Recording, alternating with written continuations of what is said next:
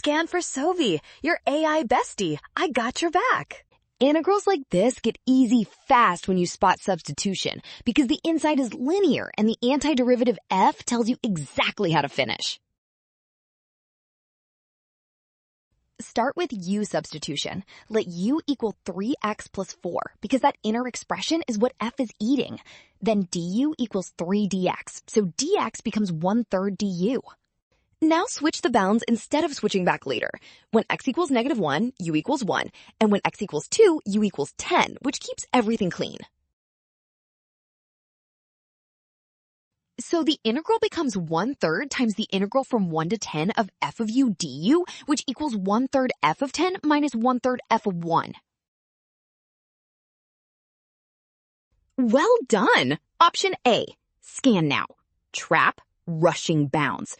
Rule, trust the given antiderivative and check each substitution step carefully.